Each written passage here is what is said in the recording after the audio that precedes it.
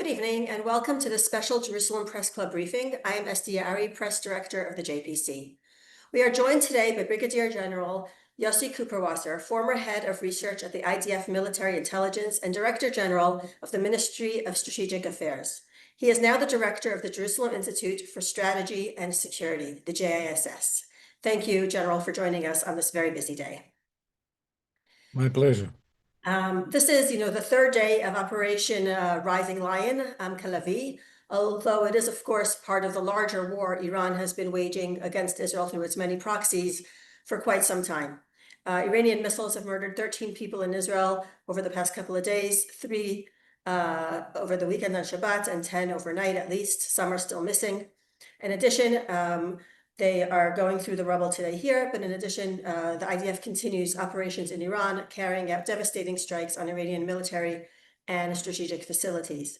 The G7 is meeting this week. This will no doubt also be front and center on the agenda.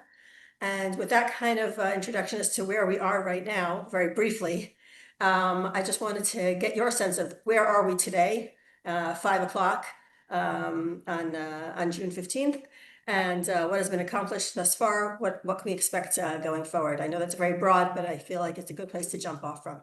I'll try to be precise and short in the opening remarks and say that, look, we embarked on an operation that we didn't have any other alternative but launching it. The Iranians were moving towards having the capability to produce nuclear weapons within a short period of time. And not only one weapon, but a small arsenal of nuclear weapons, and we had to move. We waited to see, because of the request of President Trump, to see if there is going to be willingness on behalf of the Iranians to accept the American offer that would have stopped them from obtaining nuclear weapons through diplomatic means. This didn't work. And the Iranians made it clear that they're going to refuse to accept this offer, this proposal, and therefore we had no other option but to take action. We were preparing for this action for so long. Who remembers? It's more than 20 years that we have this in mind, and especially in the last couple of months, after we learned that the Iranians are trying to move forward on weaponization after they made it produced so much highly enriched uranium to 60% level, 408 kilograms, according to the last report of the IAEA.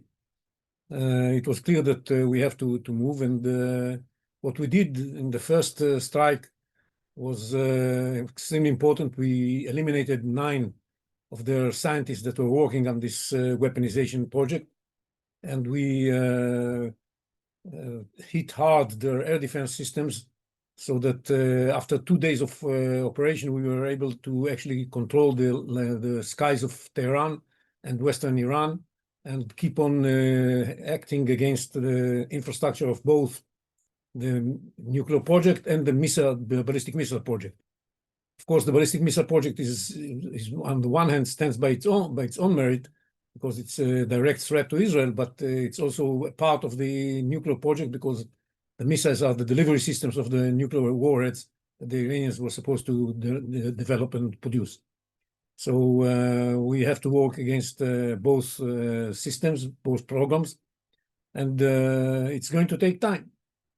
So after we establish this freedom of flight above Western Iran and Tehran, we are taking advantage of that in order to hit the targets that belong to these 2 groups of 2 programs, the nuclear and the ballistic missiles. And we cause more and more damage to these targets. We knew right from the beginning that we are going to be, the Iranians are going to, in retaliation, launch ballistic missiles in our directions. And we knew that there's going to be a price for that. But there was no other option. And I think that people in Israel are ready to pay that price, hoping that it's going to be as low as possible. And we are trying our best in order to make it low as possible by using our air defense and ballistic missile defense systems in order to prevent harsher results.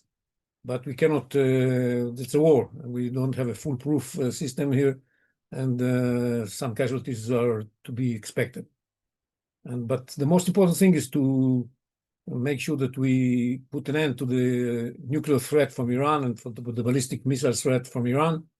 And we are working on that, and it's going to take some more time before we can reach satisfactory results. One thing that we have already done is hit some of the targets that are critical for the nuclear program.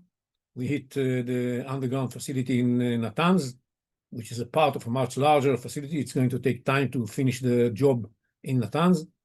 And we hit certain elements of the uranium conversion facility in Isfahan, which is also critical for the nuclear project, because this is going to prevent them from converting the enriched uranium into metal. And this is extremely important for us to accomplish, and we have done that already. But the nuclear project is made of so many elements, it's going to take us much more time before we can say that we are satisfied with the results. And then comes the question of what's going to happen later, and I'll leave that for the question part.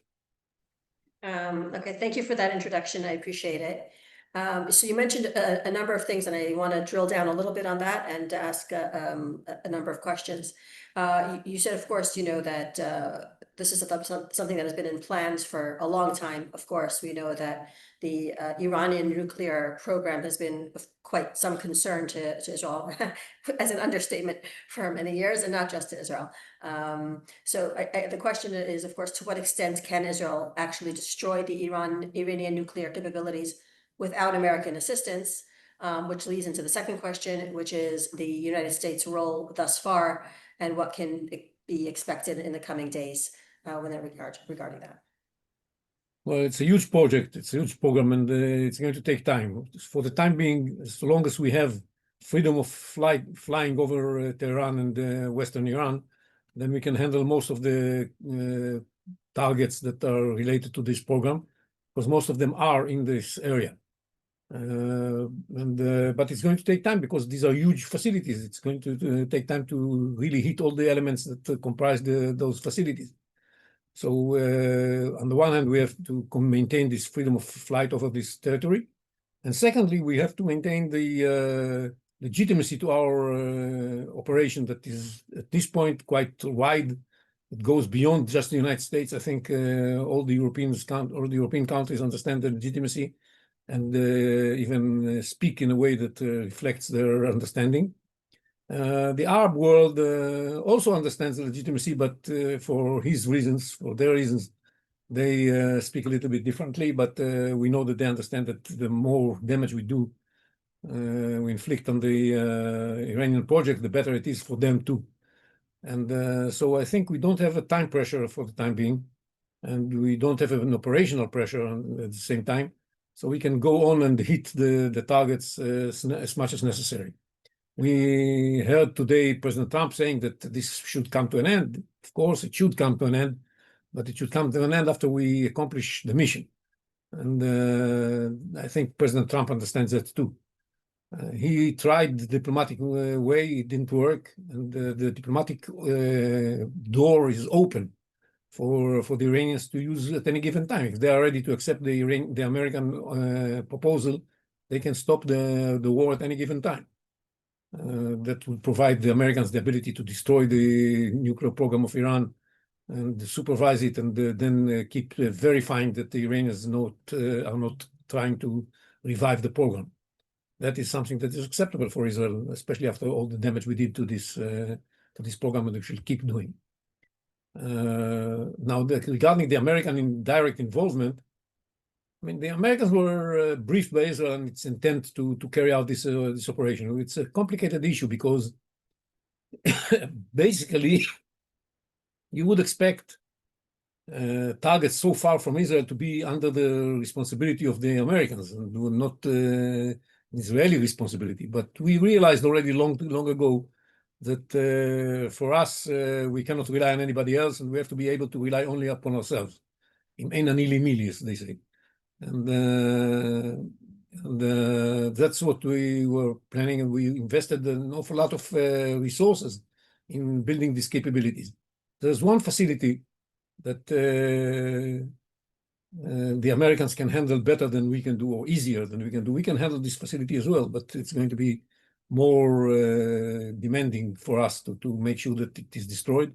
This is the facility of Fordow, an enrichment facility that is deep underground, extremely well fortified. The Americans claim that they know how to deal with that with their heavy bombs. We'll see. Maybe it's going to be a necessity to see the Americans handle this problem. For the time being, we have our own solutions to this problem, and we'll see if these are going to be effective enough. Of course, the Americans are saying that they are not going to intervene unless the Iranians are going to hit them, and the Iranians are saying that they are not going to hit them unless they intervene. So both countries seem not to be very eager to confront each other. And that is understood. I think, frankly, what we do is not only for the best interest of Israel. It's not only that we are protecting ourselves against the Iranian nuclear project repercussions. What we do is for the benefit of the entire free world, including the United States. It's for the benefit of the entire Middle East, including Saudi Arabia and the United Arab Emirates and so on and so forth. Everybody thanks us in their heart and clap their hands when we do what needs to be done, but prefer not to be directly involved. That's life, that's politics, and we have to play by these rules. Fortunately, we are strong enough in order to do it by ourselves. And look, we have, ever since the 7th of October, when we were in the worst conditions, we managed to turn around the tables in an unbelievable way. We were able to carry out this attack on Iran without worrying too much about what Hezbollah is going to do, and because we decimated Hezbollah considerably beforehand. And we are in a situation where we are able to prove that what we were saying, that there is a credible military option vis-a-vis the Iranian nuclear project. There's an Israeli credible military option.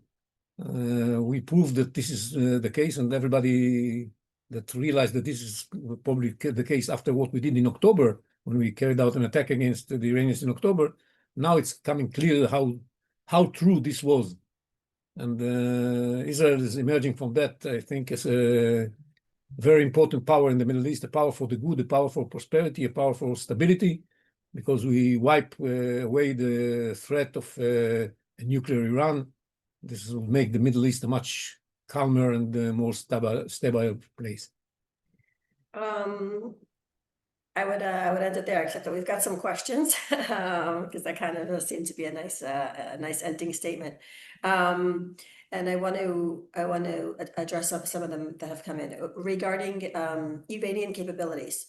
One relates to the missiles that Iran is sending over here, firing at Israel, the ballistic missiles. The question that has been arising here is both: do they only have the sort of conventional capability? Are there other capabilities that they have? Perhaps there's been some chatter online about hypersonic missiles coming towards Tel Aviv, and at the same time, kind of a crude, dirty bomb question. Would that be something that one can expect Iran to fire over, along with the many conventional projectiles they're sending here? So that's a couple of questions that I have combined into one. And then the other question as well, and you can take whichever one you'd like first, and I don't know how much information you have on it as well, is the question of the Mossad involvement in this operation, how long that has been in the planning, and I mean, I assume you can't tell us how many assets are currently on the ground in Iran, but any light that you could possibly shed on that is a question that we have received as well. Well, regarding the missiles, Iran has developed all kinds of advanced missiles, and but so far they use the conventional weapons, and I think they understand that if they try to use unconventional weapons, they may send the entire area to a different place that they don't want to be in, and they could maybe work out some sort of a dirty bomb, but I don't think that this is a good idea for them. And on top of that, the entire claim is that they don't deal with nuclear weapons, and so this is the entire justification for what they're doing. So it makes no sense that this is what we're going to see. Hypersonic, I don't think they have hypersonic weapons. It's all them and the Yemenites, the Houthis always speak about hypersonic. I don't know what they mean by that. It's not the hypersonic weapon that the Russians are speaking about, something different. And if they mean that they have very long range, high velocity weapons, they do. But these are not hypersonic in the sense that we can handle these weapons, and actually we do. We handle them all the time. Some of them manage to go through our defenses. This was to be expected even from the regular missiles. Mossad is doing a great job, and they managed to, as you could have all seen, managed to infiltrate the Iranian territory. This is not something new. The Mossad took the archive of the Iranian nuclear project a long time ago in 2018, and Mossad is blamed for all kinds of things that he did or did not along the years. So the presence of Mossad inside Iran is not something new. In this case, it was used in order to gain the element of surprise and to make the best of the elements of surprise, and to carry out some operations that are extremely important, like hitting some of the scientists and so on and so forth. We've got 7. The number is 7. No, I'm joking. Exactly. We there's a question here that it encapsulates within it many different things, but I'll just ask it as it's been written here, which are the following. What is the strategic objectives with Iran? Is there still a deal to negotiate? Or was Iran always deceiving the West? Probably, he says, in which case there is no exit other than regime change.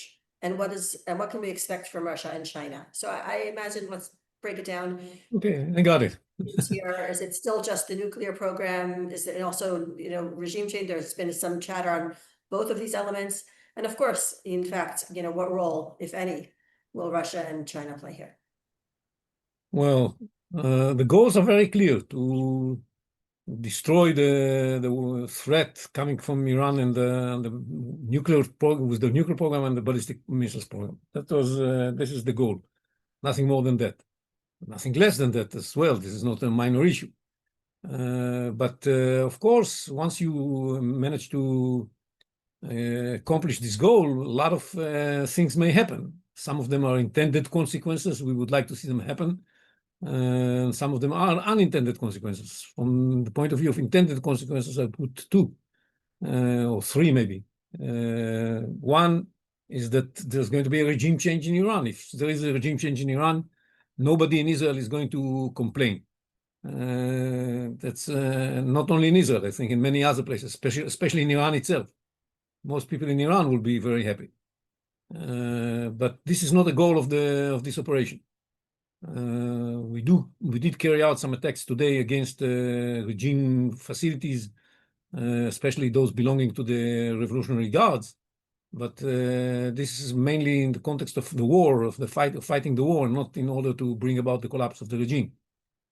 Again, I'm saying I would be happy to see the Iranians take the initiative and topple the regime, but that's not one of the goals. The second unintended consequence can be that the Iranians will say to themselves, maybe we were wrong in refusing to accept the American deal. Maybe we should go and work for having the deal now. It's not a bad option from an Israeli point of view, because the situation on the ground has changed. And yes, we know that the Iranians are cheaters and liars. We don't count on them. It's all this new deal should be based on full verification and the ability to monitor and observe everything at any place, any time. Not like the JCPOA, which put all kinds of limits on how the verification should be done. allowing the Iranians to get away with everything they did. The third consequence for the better is that people in the Middle East will understand that Israel and the United States are the leading powers in the Middle East and would therefore move in the direction of the stability, prosperity, peace, normalization that Israel and the United States and others propose. All the members of the Abraham Accords countries, or the countries that are partners to the Abraham Accords.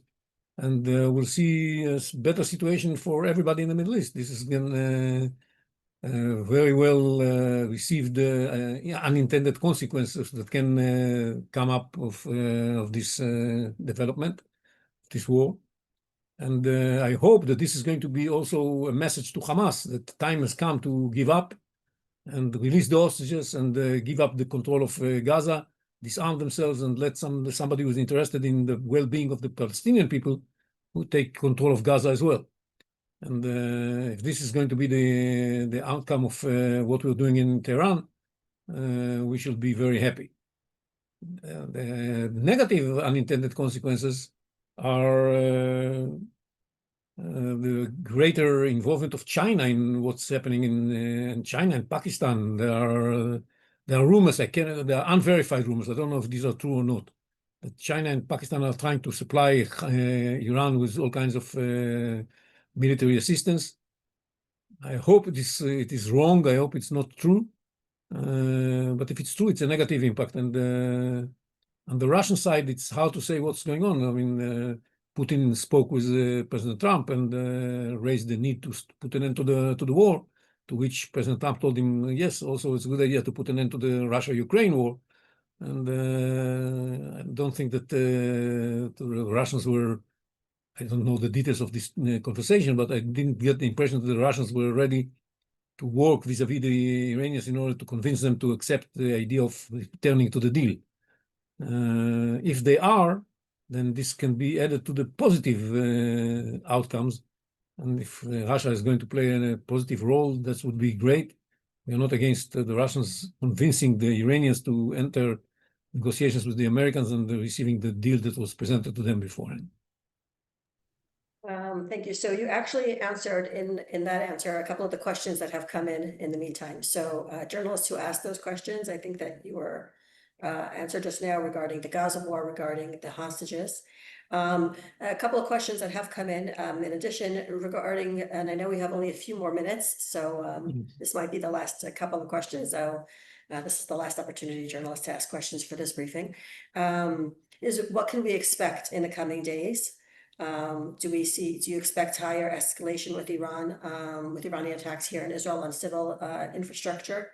And perhaps also, there used to be a lot of discussion about the online attacks, as well. And so is that something that we should be aware of in the next coming days? Yeah, well, for Iran, this is the time to use everything they have. This is the war that everybody was expecting. And this is the time to use whatever you can in order to charge a heavy price from Israel, from their point of view, in order to deter Israel, in order to convince Israel to be ready to accept some sort of an arrangement that is less than what it is trying to achieve. So I expect everything from the Iranians. I expect more missiles coming in. I expect more drones coming in. I expect cyber attacks. I expect terror attacks in Israel and outside of Israel. That's all to be expected. We know that the Iranians have prepared themselves for this eventuality, and we have to be on the tip of our toes, high alert to face all these threats. What was the other question? The question was similar. What can we expect in the coming days in terms of okay, so that's what we can expect. From our side, what you can expect is to expedite the attacks on the nuclear program and the ballistic missile program, because we know that even though it seems right now that there's no time limit, this can change overnight. So the faster we act, the better it is. And a follow-on that someone had asked here was also regarding the air defenses of Israel. We know that, For example, the Houthis have been firing quite regularly at Israel, and the air defenses have worked quite well, almost 99% or some kind of crazy number like that. And in general, what do you see going on right now with the air defenses? I think the air defenses continue to work very well. It's about 95% interceptions. But there's always 5% that doesn't fall into this 95%. And if they launched, the Iranians launched so far something like more than 200 missiles, 5% of 200 is 10. So that's what we got. We have something like around 10 missiles hitting all kinds of locations in Israel. The Iranians don't care if it's Bat Yam, Rehovot, Rishon LeZion, Tamra, including Israeli Arabs. They don't care. They just want to make sure that the missile hits a target. And this is going to continue like that. This afternoon we were more lucky, and then no missile managed to penetrate the air defense. That's great, but we cannot build on 100% interception rate. No, I don't suppose we can, which is why we're going to continue to pay attention to the home front command's suggestions and directives. Definitely. And in fact, we had put preparations in place in case there was an alarm while we had our discussion today. I think that's going to wrap it up for our opportunity today. I know you have another meeting coming right up, and so I really appreciate you taking the time to speak with us today, and we look forward to continuing our conversations.